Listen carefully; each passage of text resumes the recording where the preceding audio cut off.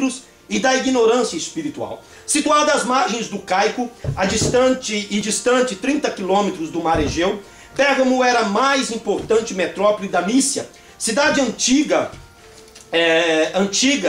e rica, fizera-se afamada por sua biblioteca, cujo acervo chegou a ser estimado em 200.000 volumes. De tal forma ela se achava ligada aos livros, que o seu nome tornou-se sinônimo destes pergaminhos. Seus operários sabiam como industriar a pele animal como suporte à escrita.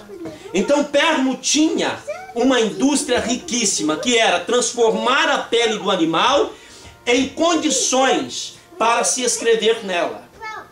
Então ter um livro não era barato, mas Pérgamo tinha condições plenas de ter milhares de livros, e então estima-se que tinha uma biblioteca com 200.000 exemplares.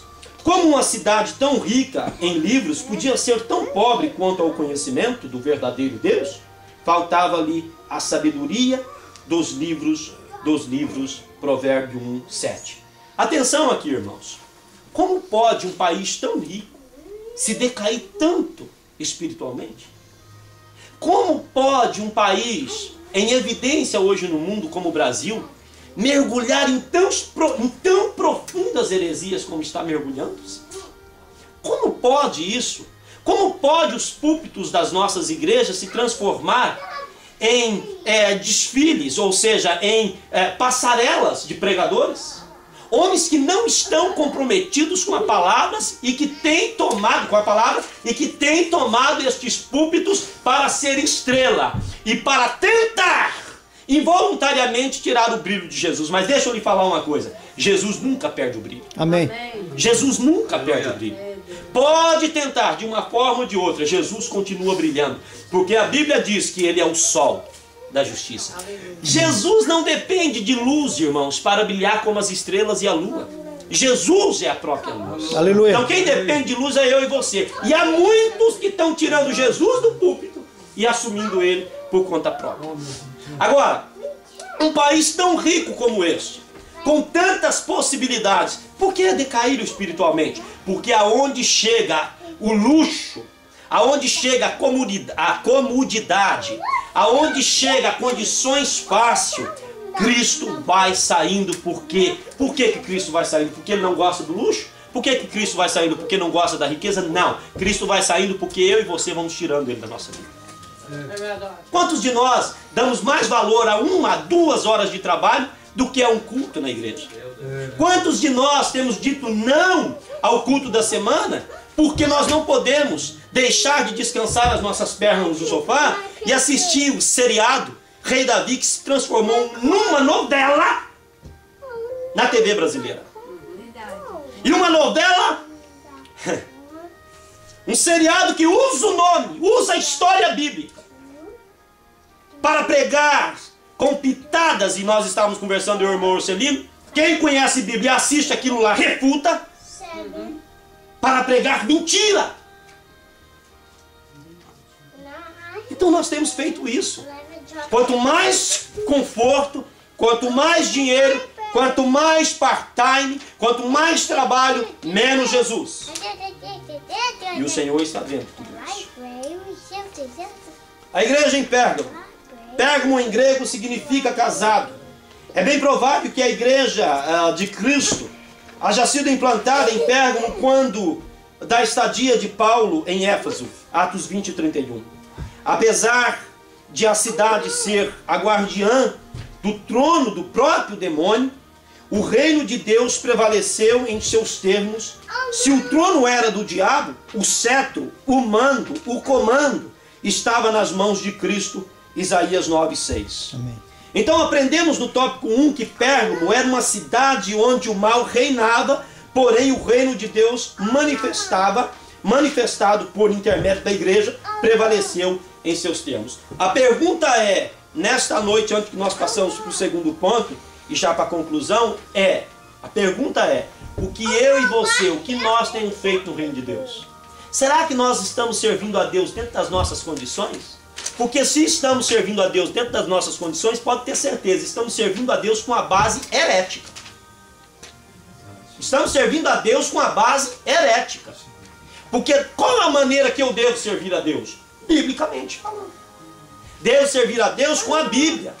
Devo servir a Deus sabendo que eu tenho uma espada, que a Bíblia diz em Efésios 6 que é a espada do Espírito, não para ferir ninguém, mas para defender, proteger e arrastar para o reino de Deus. Amém. E muitas vezes estamos usando a Bíblia como amuleto. Estamos usando a Bíblia para matar pessoas. E a Bíblia, irmão, não mata ninguém. Quem mata é eu e você. E a Bíblia diz que a língua, ela tem poder de vida e de morte. Se eu uso ela para matar, eu estou usando ela de maneira herética. Porque Jesus é vida. Ele disse, eu sou o caminho, eu sou a verdade, eu sou a vida. Amém. Amém? Amém. A espada de dois gumes. A espada afiada de dois gumes. A igreja casada com o mundo, e que já havia acomodado as duas ardilosas heresias, apresentava-se como aquela que tem a espada aguda de dois fios. Apocalipse 2:12. Sim, contra as apostasias. Só existe uma arma realmente poderosa. Qual é a arma, irmão? A Bíblia Sagrada. A Bíblia Sagrada. A espada do Espírito Santo, como está em Efésios 6:17, que eu já citei, e também o versículo 12 do capítulo 4 de Hebreus, que já foi citado aqui na escola, que a palavra de Deus é viva e eficaz, como espada de dois gumes, mais penetrante do que qualquer espada de dois gumes, e tem o poder de penetrar entre a alma e o espírito, manejando bem a espada do Espírito. Então deixa eu lhe falar uma coisa aqui nesta noite. Sabe por que vocês estão vindo na escola dominical? Sabe por quê? E eu tenho prazer de falar isso, irmãos, em Cristo Jesus, que eu sou aluno da escola dominical desde quando eu sou crente. Sabe por quê? Porque nós queremos aprender, irmão, sobre manejar bem a espada do Espírito. Quem não tem Bíblia não consegue se proteger. Quem não conhece as Escrituras não consegue dizer não à heresia. Quem não conhece as Escrituras abre a porta para estes que estão batendo em nossas portas todos os sábados, deixa-os entrar, faz café e acredita na bobagem. Por quê? Porque não sabe se proteger. Então, nós temos que saber manejar bem esta espada do Espírito. Se temos semelhante arma, combatemos as mentiras que nos chegam. Os arraiais aos arraiais como verdade. Cortemos pela raiz as heresias, miticismos e modismos que teimam brotar em nossos campos. Nessa luta, porém, saibamos como manejar a palavra de Deus, ou seja, como refutar as heresias. Abre aspas, procura apresentar-te a Deus aprovado, como obreiro que não tem de que se envergonhar, que maneja bem a palavra da verdade. Verdade, 2 Timóteo 2,15. Guerreamos contra as inverdades doutrinárias que o diabo, velada e abertamente vem semeando na seara do mestre, 2 Pedro 2:21. Quem pode abrir rapidamente 2 Pedro 2:1, desculpe, e ler esta palavra a nós no nome de Jesus. Cláudio, eu queria fazer um comentário. Pois não. Enquanto os irmãos procuram.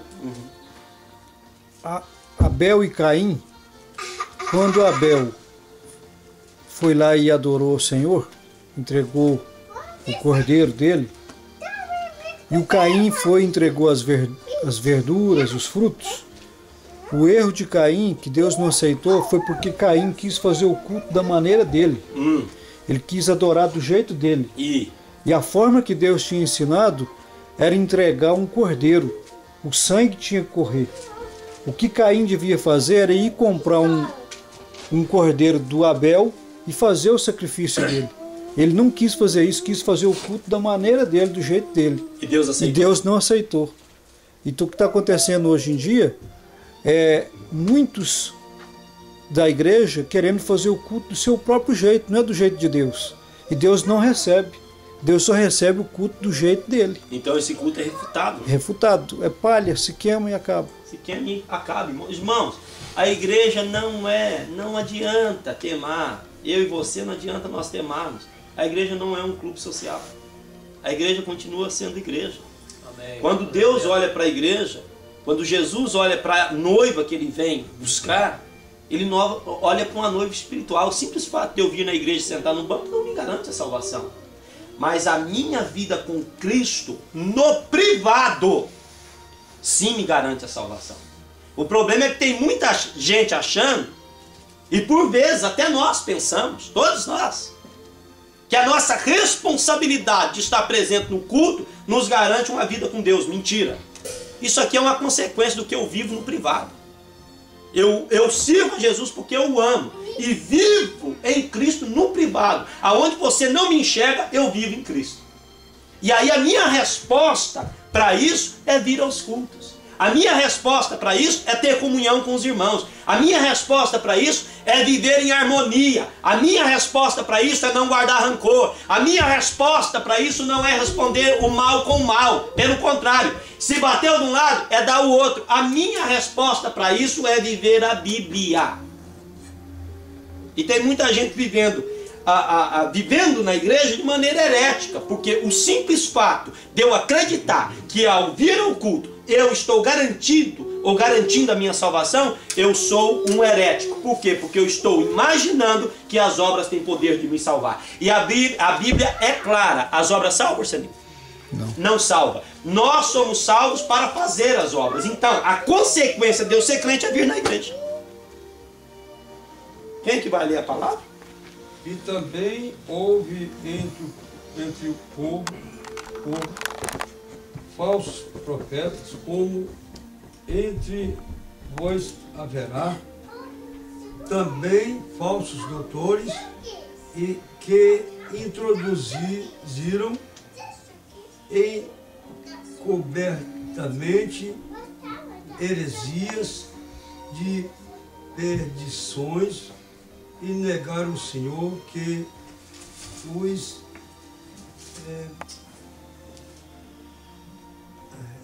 resgatou, trazendo sobre si mesmo repentina perdição. Perdição, amém. Obrigado, meu João. Então o que acontece? Houve e haverá falsos profetas. Nós não podemos deixar de protestar porque é o Claudeci. Nós não podemos deixar de protestar porque é o Orcelino. Nós não podemos deixar de protestar porque é o pastor Edson. Se alguém, porque é você, não. Se algum de nós que estamos aqui falarmos a heresia, protesta. Protesta, mas para isso tem que conhecer a Bíblia. É por isso que tem muita gente aí comendo gato por lebre, achando que está abafando. E na verdade, a alma dele está comprometida. Para terminar, vamos terminar no nome de Jesus, de ler a lição. O destinatário. Um anjo numa cidade infernal. Não era nada fácil ao anjo de Pérgamo habitar nessa cidade. Se por um lado era coagido pelos pagãos a incensar o altar no qual César era divinizado, por outro era constrangido a conviver com o paganismo que a princípio sutil ameaçava agora o remanescente fiel da igreja. Mas o Senhor Jesus estava de tudo ciente. Irmãos, Jesus está de tudo ciente. Amém. Lá no privado e aqui no público. Abre aspas. Eu sei as tuas obras e aonde habitas, que é onde está o trono de Satanás. Apocalipse 2,13. Então continuamos na outra página para quem tem a outra página. Denota-se, pois, que os crentes infiéis e casados com o mundo haviam entronizado Satanás na casa de Deus. Pérgamo era uma cidade infernal, mas o Senhor queria o seu anjo ali, para que ali fosse manifestado o reino dos céus. Aonde abunda o pecado, superabundar o quê? A graça. A graça. O paganismo não ficou restrito a Pérgamo. Nesses últimos dias, o diabo vem repaganizando o mundo através dos meios de comunicação. Há um panteão de cada praça. 2. O testemunho e a perseverança de um anjo. Embora habitasse num lugar espiritual e moralmente hostil, o anjo da igreja em Pérgamo porfiava em manter o seu testemunho, como realça o próprio Senhor.